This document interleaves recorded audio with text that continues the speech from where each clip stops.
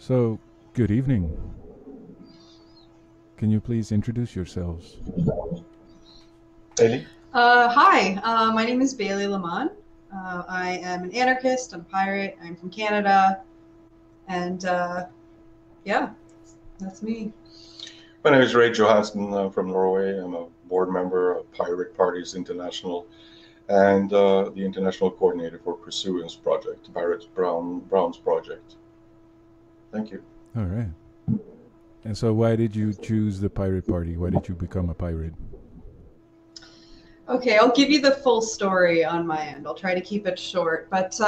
So I started getting into activism around 2011 during the Occupy movement. And since then, I was very active. I was a student. I was involved in not only Occupy, but Idle No More, which was the First Nations rising up against Stephen Harper's bill to sell off the rivers and stuff in Canada. It's, again, a long story. Um, Also, the Quebec student strike and just a number of different movements over the years in Canada I was involved with. And then in 2013, my house got raided by the police and they took all of our computers and basically any data carrying device that we had in the apartment, my roommate and I. And we were arrested and stuff, and then later on in court we got documents saying that well, this is supposed to be over an act of graffiti. Basically, that was their excuse for coming into the apartment. But then in our court documents it said that because we were anarchists, because we were known anarchists, and we were you know active in the Occupy movement and whatnot, and we were becoming known to the police.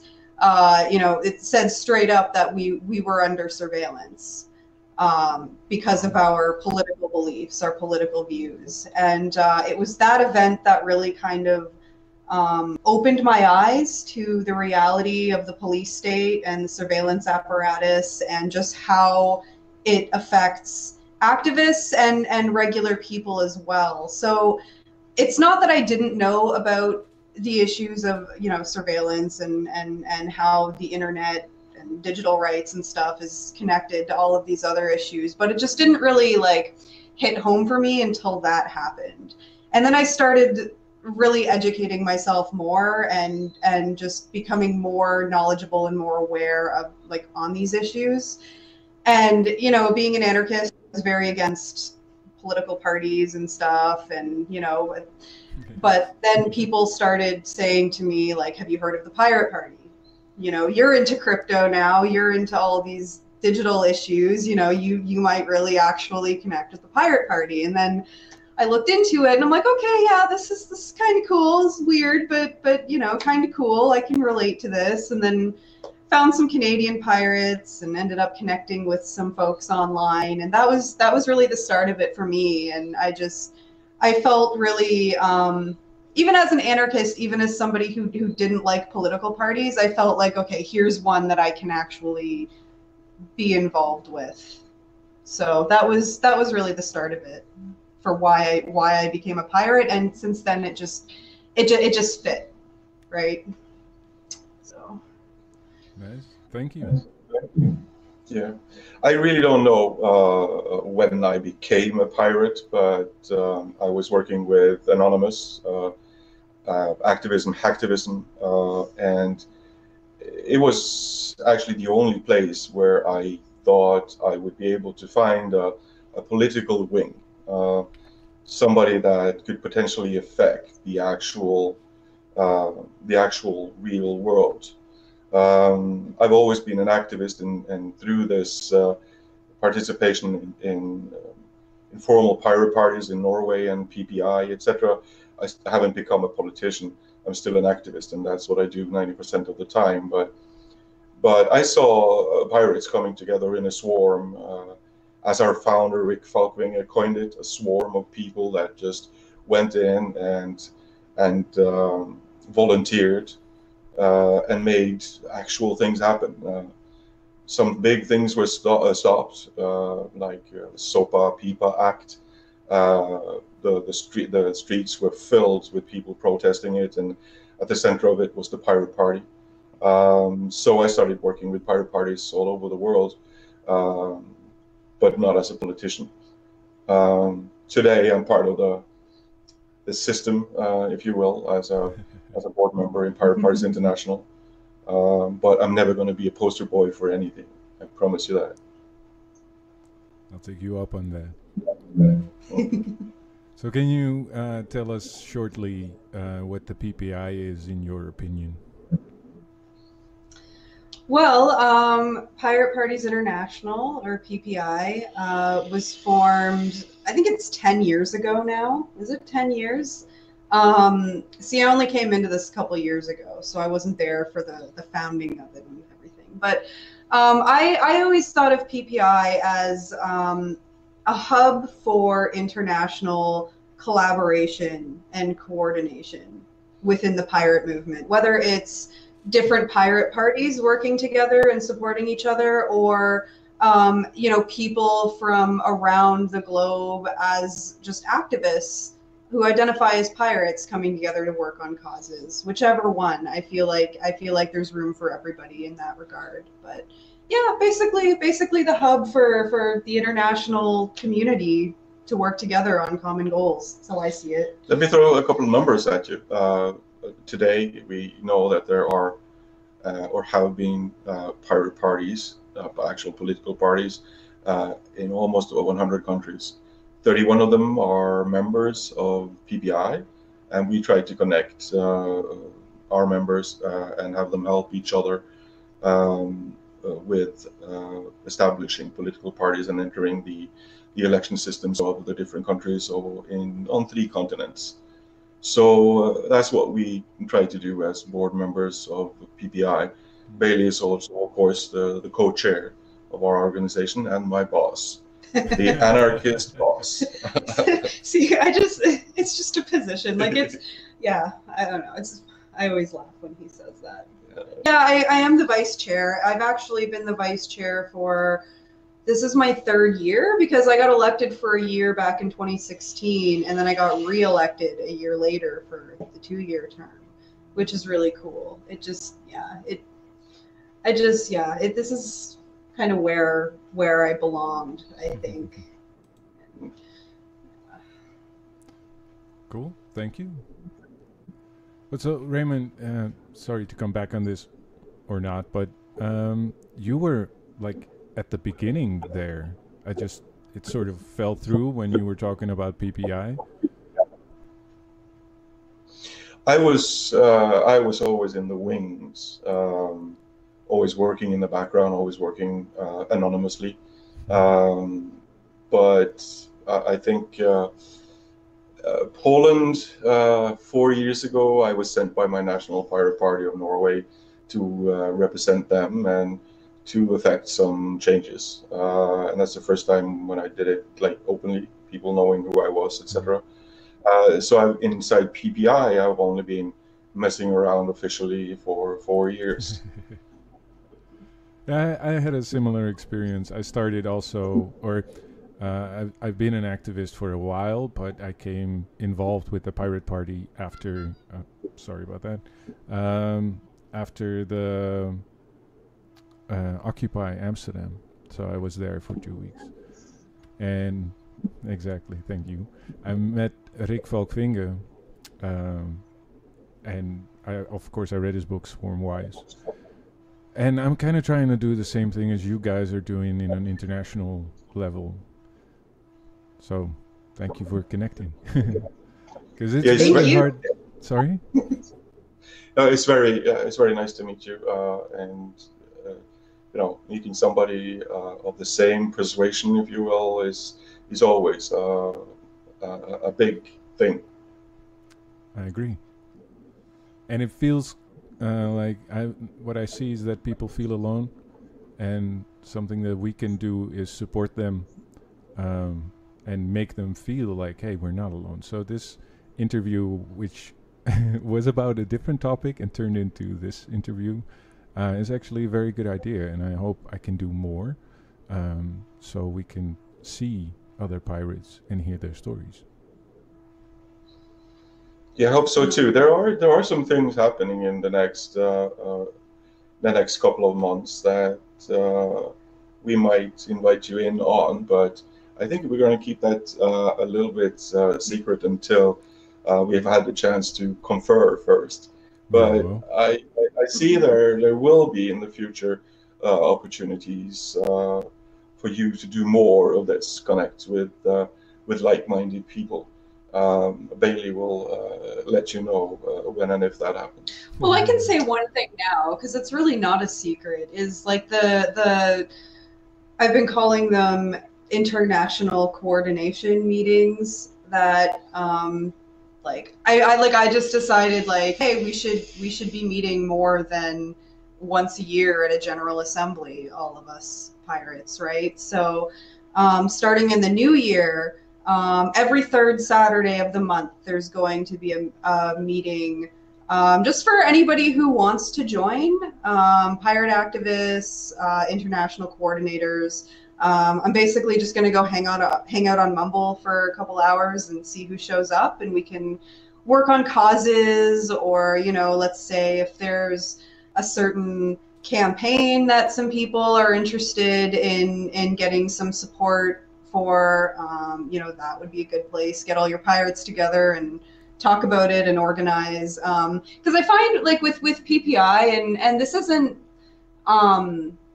like I'm not trying to like talk badly about the organization, but I feel like it's a lot of bureaucracy and a lot of talking about, okay, what do we do with PPI? How do we change PPI? And not a lot of talk about causes and the shit that we actually. Sorry, are we allowed to swear on here? Yeah, of course, we're pirates.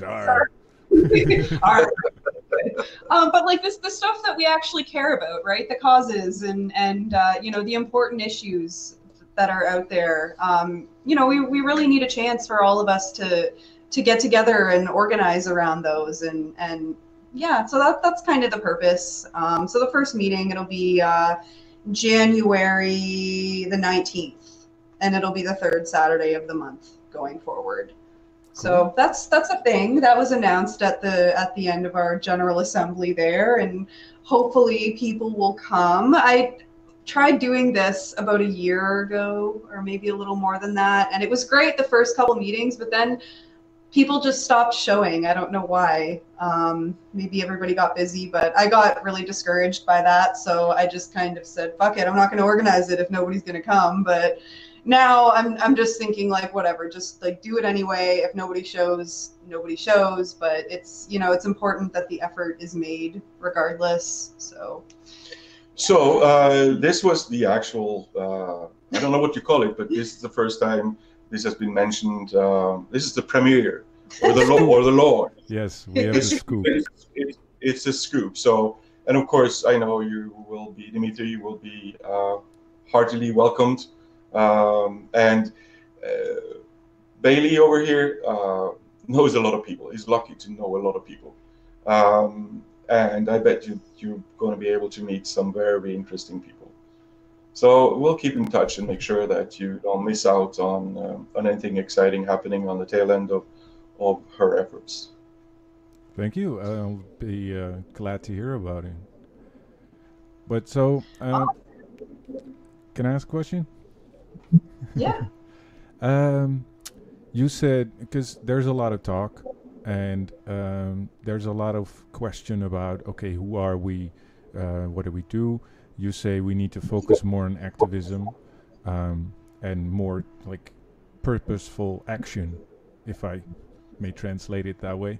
So if I ask you, what is your number one issue at the moment? What's the first thing that comes to mind, Bailey?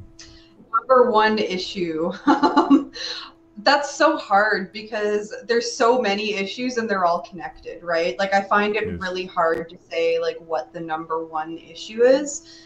In this context though, I think one of the things I would like to see happen is working with the European pirates going into the election and figuring out how to support them. I mean, that's just one thing, right? I mean, I would have liked to, if we got started with this sooner, then the EU copyright legislation would have been a really good one to focus on. I think that the final vote for that is happening in the new year, so maybe there's still time. I have to look at exact dates and stuff. Maybe there's still time to do some organizing around that. I don't know how much, but it's still, it's still important. There's like lots of like mass surveillance laws and stuff out there. Yeah, I mean, it's really hard to get.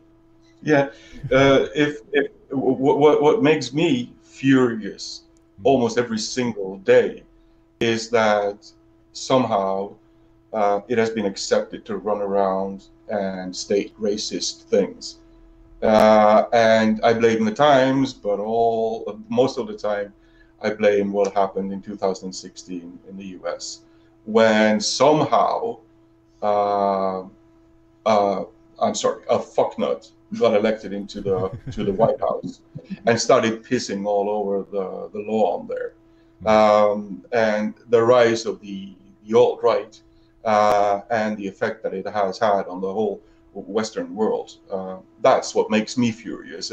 And getting people together to talk about how to stem that tide is very close to my heart. And I know that Bailey too feels very strongly about this. I've seen her with her boots on in the streets, confronting Nazis face to face. Well, another thing on that is there's the issue of like the rise of the alt-right and the rise of fascism again. And if we want to connect the dots here to some of the issues that a lot of pirates focus on, is the issue of free speech and civil liberties, and how a lot of people nowadays seem to think that free speech means, don't care about what anyone says and let Nazis walk around and beat up immigrants and stuff, and that's just them expressing their free speech, and you know what I mean? Like, I see a lot of that, people saying like, oh, Nazis deserve free speech, and don't hate on the alt-right. If you believe in freedom of speech, if you believe in civil liberties, then don't hate on the alt-right. And I mean, that's obviously bullshit for so many reasons, but that's what I see a lot of people like that's the position that I see a lot of people having, is like, no, fascism's not an issue. You're just a social justice warrior snowflake that can't handle a debate. And do you know what I'm saying? Yes, definitely. There's this the narrative is being hijacked, in my opinion. And yes. So they make labels and they say, okay, you're a snowflake and a social justice warrior, which sort of equates to weakness. And then on the other side, there's the I have a right to say stuff. So if you tell me that I can't say racist things, which is basically denouncing the rights of other people, etc., then you're restricting me, even though they are restricting other people. Yeah, exactly. And it's like, there's the argument about like, okay, we can be anti-censorship and stuff, anti-government censorship, whatever, but that doesn't mean that people can just spew all of the word vomit that they want without any kind of opposition. Exactly. You know what I mean? It's like when you go out and oppose these people and you speak out against them and you confront them and stuff, like, how is that not also freedom of speech? Like, how is that not also using your civil liberties and using your freedom of speech? Like, I never see those people caring about freedom of speech when it comes to somebody speaking out against injustice or, anything good like that, speaking out in favor of human rights and defending the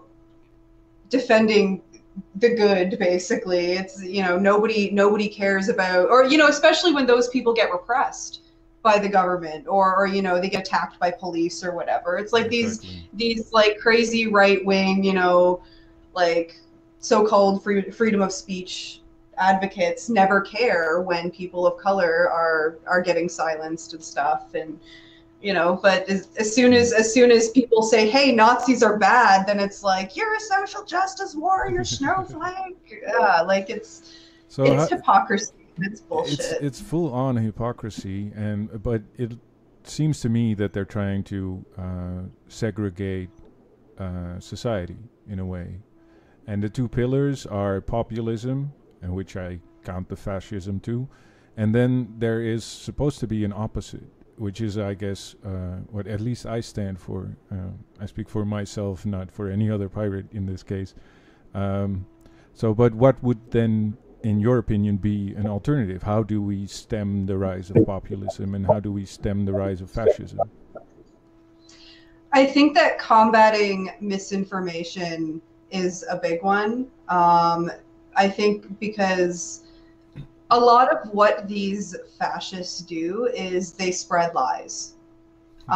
They spread lies about like everything, but in particular, about the threat of immigration, for instance. Yeah, like that's one, for example. They spread bullshit about stuff like that. So I think that just combating that misinformation and replacing it with good information is a first step also. I also think that sometimes it's absolutely necessary to just confront these people in the streets, and if they use violence, then you use self-defense against them. Which, I mean, I'm not advocating for violence here, but I mean, we're dealing with some very violent ideologies and some very violent people. If you pay attention to the news at all, then you know that there's like hate crimes on the rise and terrorist attacks that are happening. And who are the main culprits? It's fucking fascists who are doing it. So you know what I mean? They're more than willing to use violence, and I think that sometimes you have to go out and you have to physically defend yourself against them, defend other people against them, and speak their language in that sense. Again, I'm not saying like violence is good, but when you're dealing with fascists who are willing to go out and drive cars into crowds of protesters and beat people up and stuff like that, then you can't really rule out anything. But can I? Yeah. Because I see the same thing happening in Holland, and the problem is, for us at least, that the media seems to be on the side of the fascists, basically. So what happens is, apologies, like 10 fascists show up because they announced that they were going to demonstrate. Then 200 extreme left-wing people show up. The fascists actually leave, and then the left-wing people start breaking shit. Like, that's not very good, a good way to say people, hey, fascists are not good. So that's just to say I'm really against violence. Like, I'm all right if you encroach a circle and just yell shame at them, because they should be ashamed. But violence is always difficult, and especially now, because the media is using and propagating populism. It doesn't sound like a good option. But anyway, sorry. That's... No, I agree with you. Like, the pointless violence is definitely not the way to do it. Like, you can't just show up and start smashing shit. That's not going to help your cause, and it's not going to get people on your side. Absolutely. I was more referring to like the extreme situations that we see where you have two crowds of protesters. One side is already using violence. Maybe they have the police helping them in that violence, right? And then it's just part of that, like, going out and confronting them. But like, you're right that pointless violence is really, it's not good for the cause overall. Raymond. Yeah, I just want to say I'm not afraid of violence, and I think that's what is needed right now. When I will defend the freedom of speech and the right to speak for fascists and Nazis too, but they will not be protected against the reaction, the consequences of their hate speech. And if they try to occupy our streets with extremely unhealthy ideas, like, to simplify it, kill all the Jews and all immigrants are bad, then we have to take the streets back. And you cannot cuddle far-right white supremacists in the street. You cannot cuddle them. And you know that they're going to show up with effects in their pockets and their backpacks, that instruments of violence. So you have to be ready to protect yourself. In no way, shape, or form is destroying property for the sake of destroying property something that you go after, but you protect your streets and you protect your healthy ideas and you protect the rights of minorities by actually being ready to fight the white supremacists in the streets. That's just how it is. So the problem is, of course, that these feeble-minded, weak, racist pieces of trash will play the victim card in a second, and they were very good demagogues, and they're very good at pretending that the other side is the problem and they are the solution. So, and also when you have a situation where the far right is on the rise, that's also already a symptom of the society having gone in the wrong direction. For instance, very high young youth unemployment. Then you get a rise from the far right, and there are many dissatisfied people that also loves violence, and they are attracted to these situations. So the left and the far left gets all of these people that simply love to fight. Let's call them hooligans. They are the same people that sometimes destroy cities after a football match, especially when they have lost. There will always be elements like that. So flagging non-violence with your opinions while you walk into the streets is good, but also understand that you will have police ready for violence, you will have fascists ready for violence, and you will have people that like violence, let's call them hooligans, dropping into it. So it's not when you lace your boots, it is not an easy situation, but you cannot Gandhi yourself through to protecting your society against the rise of the far right. It is impossible. I think it was Hitler or Goebbels or like one of the top Nazis from back in the day who said something about like if their movement had been smashed at its nucleus, like basically if they had been confronted in the streets early on, if they had been stopped in the streets early on, then they would not have been able to grow to what they were. I don't have the exact quote on hand. I can look for it, but it's, yeah, I mean, that really hits home when I think about that, because yeah, it's like, look, I mean, it's really easy to condemn, protesters in Black Bloc going out ready to smash shit, but then when you look at the kind of violence that has occurred throughout history under, Nazism and fascism and stuff, it's just like not even comparable. And then yet you have some centrists and media portraying, they say both sides are bad, both sides are violent, and it's like, to me, it's just outrageous to think that these two things can be compared at all,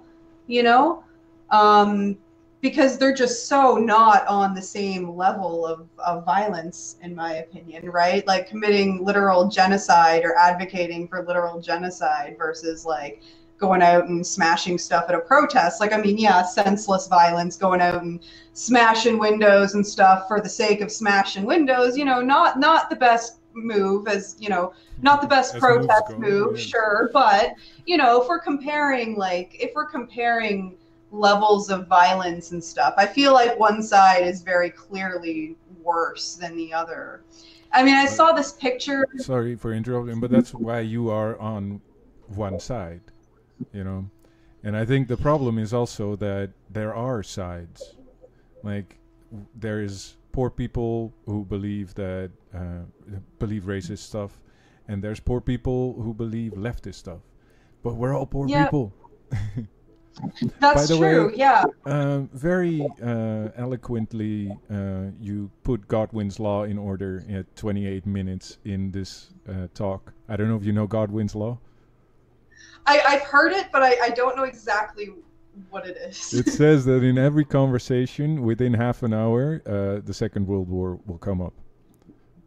Ah, there we go. Yeah, I feel like we were heading in that 28 direction. minutes, but okay. So obviously there's like the question of violence is a very difficult and broad one. I agree with the fact that it's not going to stop with being snowflakes.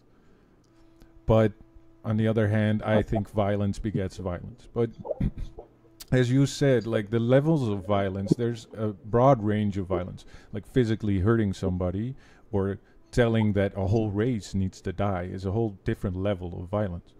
And so fascism, I think, is also a symptom of society. So if we zoom out a bit, what do you see is the cause then, and is something that we could change with our movement?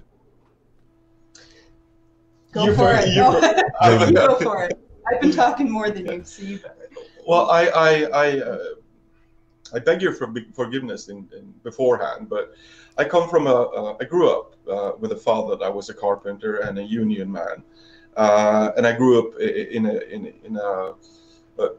well, I was a young youth labor party participant, and I understood that when workers were in a union and the union was strong enough, then we could negotiate properly with, well, the enemy, which is capitalism.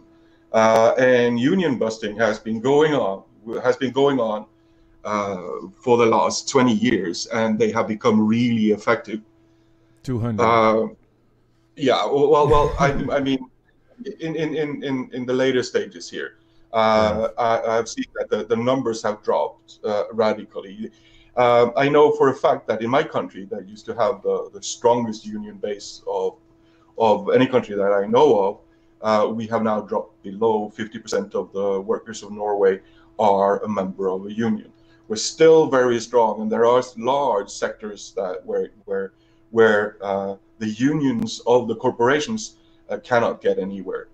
But when the workers, those that produce things, actually produce things in society, gets weakened in this way, then well, the wages stop rising, and it becomes impossible to live off of one job, have a salary that is enough to cover your housing, your food, and everything. And then we get to the situation where the youth of the society that cannot get a job.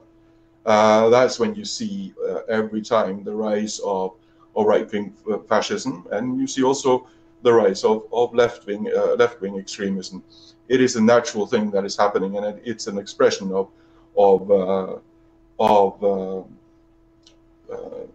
what is happening in society.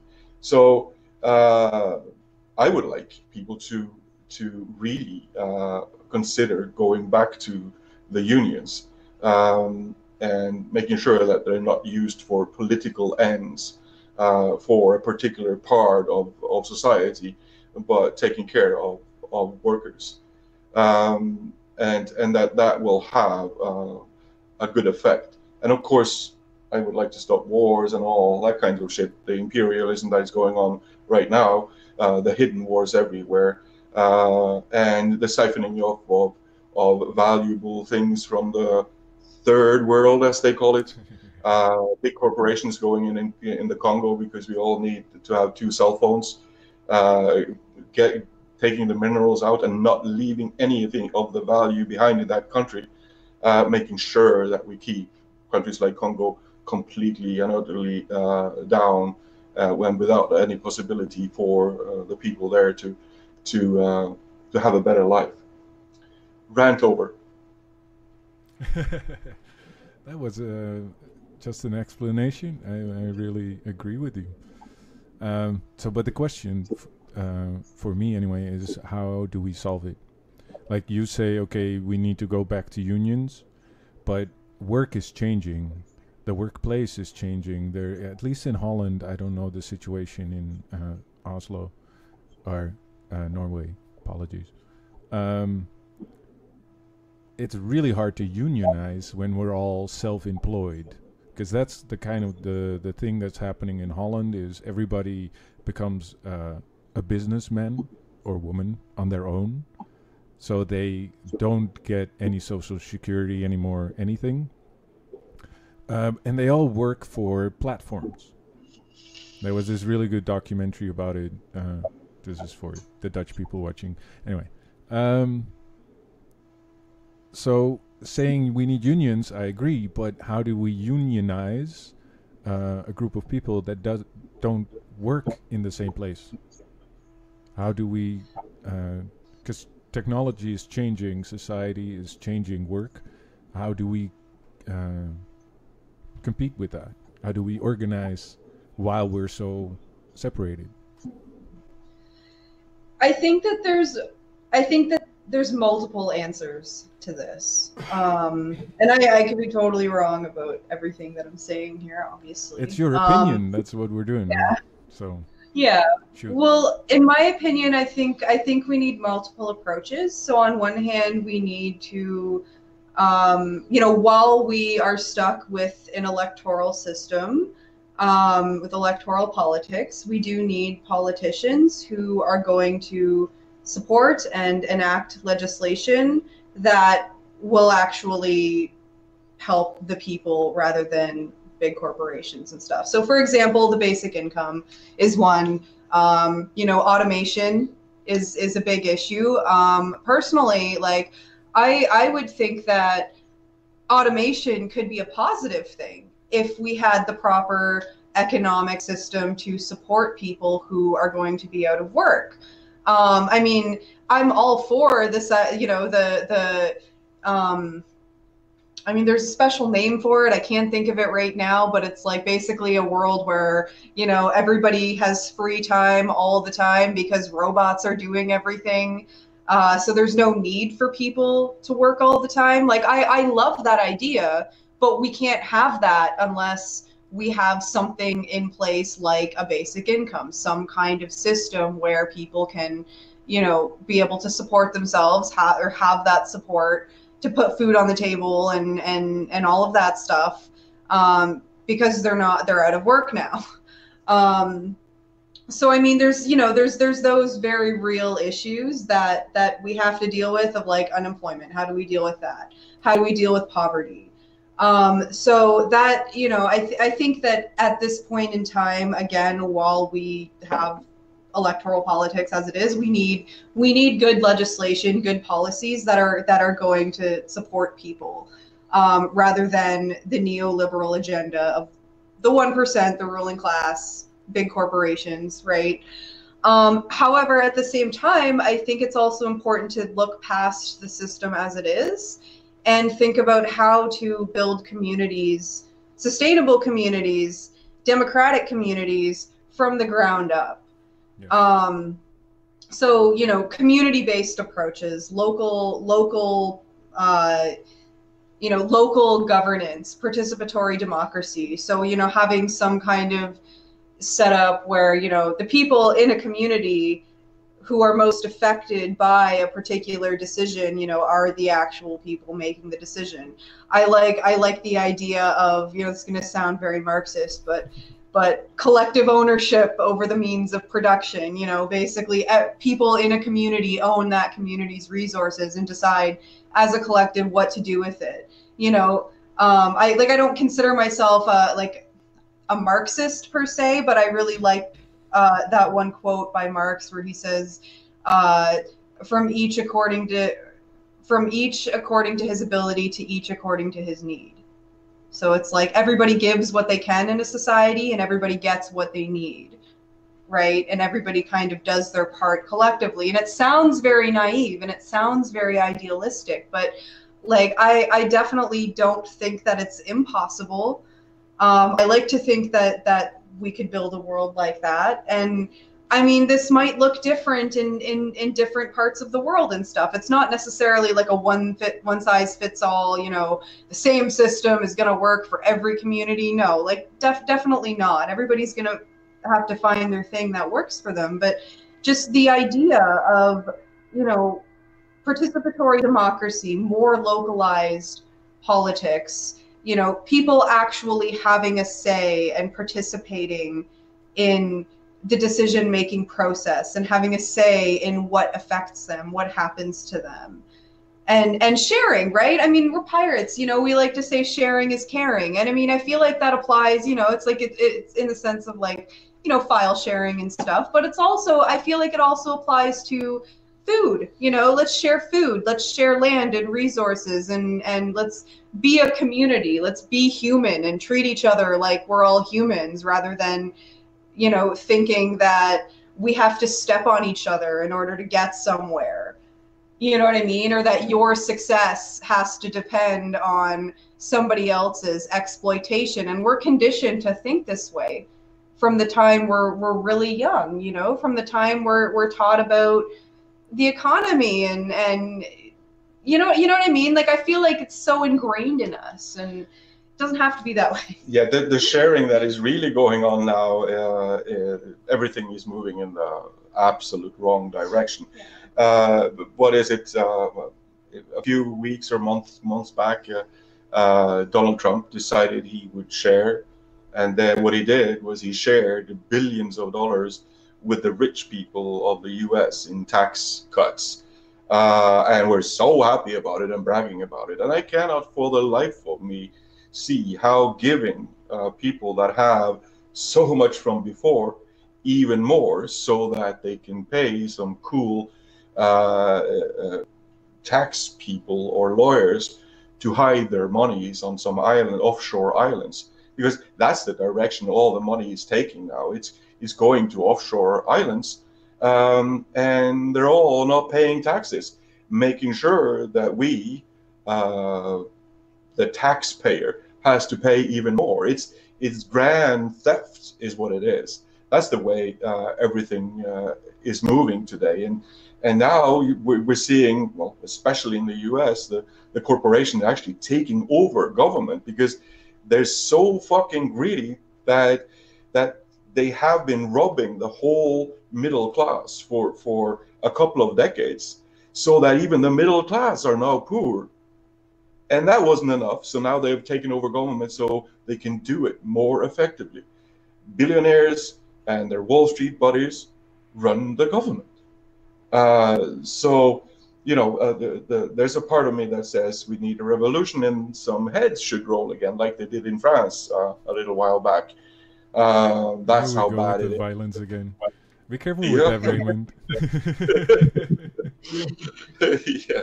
Well, it's like we need a revolution, like a political revolution, but we need a cultural revolution too, right? We have to get out of certain ways of thinking.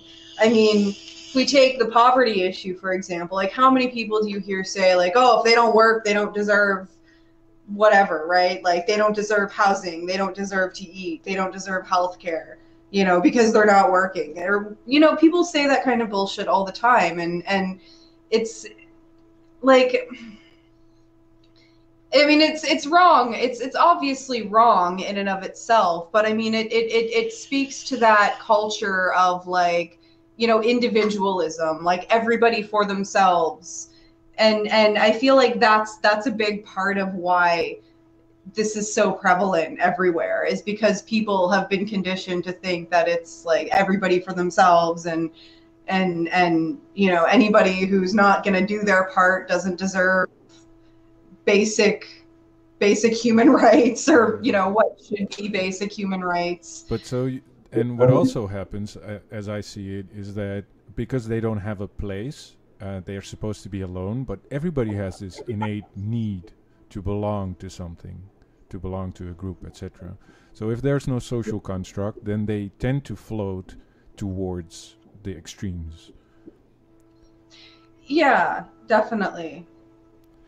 Definitely. And I mean, it's, you mentioned like, why do people turn to like the right, for example, or like these far right ideas, you know, hating on immigrants and that kind of thing. Like, why does that happen? And I feel like a lot of it has to do with that, you know, the politics of division that gets perpetuated by the ruling class, right? It's like, really, you have the ruling class, you know, stealing from people, exploiting people, making life hell for everybody, and then telling the poor people that, you know, your poor neighbor is the enemy because he's an immigrant. Mm-hmm.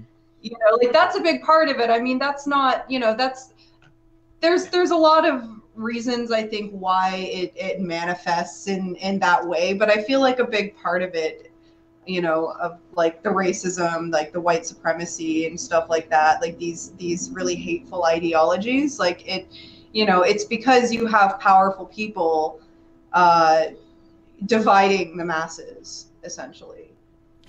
So we're at 48 minutes, so we're going to work towards an ending. And first, you can respond because you wanted to say something, Raymond. And then I wanted to ask you as a closing question, so what do we as pirates do about it? What are some things that we can work on to change this, basically?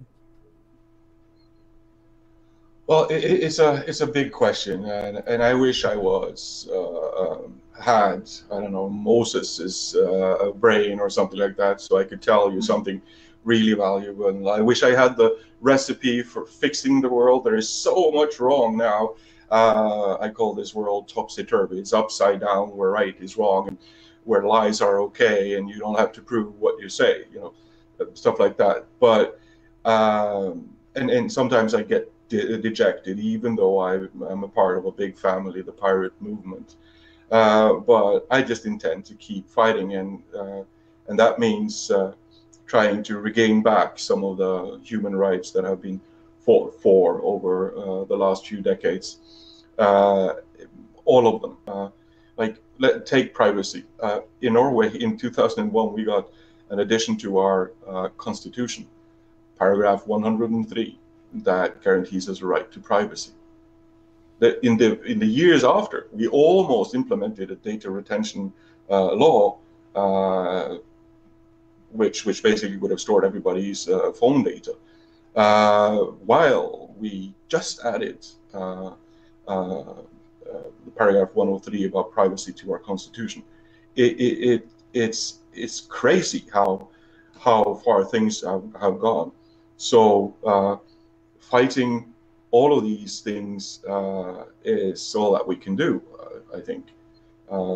Trying to safeguard our human rights, and trying to, I'm sorry, I'm going to be trite now, but take back democracy. Take back democracy from corporations and special interests. And whether that will happen or not, whether anything I do or anything we do in the pirate movement will have an effect, that remains to be seen. Yeah, but at least we have to do something. Sorry, Bailey. Sorry, I didn't mean to interrupt you. No. I think that as pirates, we have placed ourselves at the intersection of technology and human rights. And yeah, like, we live in the information age, right? And that's one of the main influencers of, like, kind of where we're going, I think, is the fact that technology is advancing rapidly. It's changing our culture, our social interactions, our social relationships, the way that we do politics, the way that politicians communicate, the way that even the way that, like, laws are made, right? It influences that too. And, you know, with that, I feel like the pirate movement is one of the only political movements that's really keeping up with the way that technology is influencing all of these things, right? Where we tend to be pretty tech savvy, we tend to be pretty knowledgeable about the issues, and that's really, really important. I don't necessarily know what the exact next steps are, I feel like we kind of have to figure that out as we go along. I feel like there's no way to know exactly, like, okay, we got to do this and then this and this, right? Like, it's we kind of just have to figure it out as we go along, depending on what happens and you know, what realistic victories we can actually achieve. But I think that the most important thing is that we understand our position, and that we understand that technology and, you know, issues of digital rights and civil liberties and stuff have real world consequences, real world implications, and we need to be willing to educate ourselves on, like, the social and political contexts of, you know, the, like, these, like, digital issues, I guess, and the way that they're going to influence us going forward, and, you know, try and make the right decisions and fight the right battles according to that. If that made any sense, I don't know if that made any sense right now, but I think it does. Yeah. Okay, if you guys think it makes sense. We have to look at what we got and see what's happening, and see how technology can be used as a control mechanism, and then say, wait a minute, people, if you do that, then this might happen, so beware. If that happens and people didn't listen, we can say, look, people, we told you. Now we're telling you this one. So please pay attention. If we do that long enough, then at one point people will start to listen, I hope. And then if they know that they, you know, there's a place for them, basically, to join in the conversation, then maybe we can change something.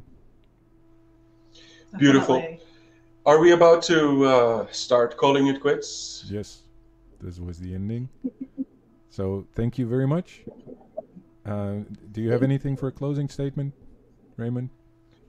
I would like to say that it was really nice to meet you. It was a conversation that I enjoyed, and an hour passed really quickly. And I hope to see you again. Thank you. Yes, Bailey? I agree with what Ray said. Yes, thank you so much for having us on your podcast, and definitely keep in touch, and we'll see each other around, I'm sure. All right. Can you hang on a bit? I'm going to do the last announcement, and then I'll stop the stream. Cool. Definitely. So this was the PPU podcast. If you have some idea or you want to talk, just drop us a line at podcast.utrecht@piratenpartij.nl. I'm going to write it down in the comments because nobody's going to remember that. And I might even have said it wrong. So anyway, thank you for watching, and hopefully we'll see you next time.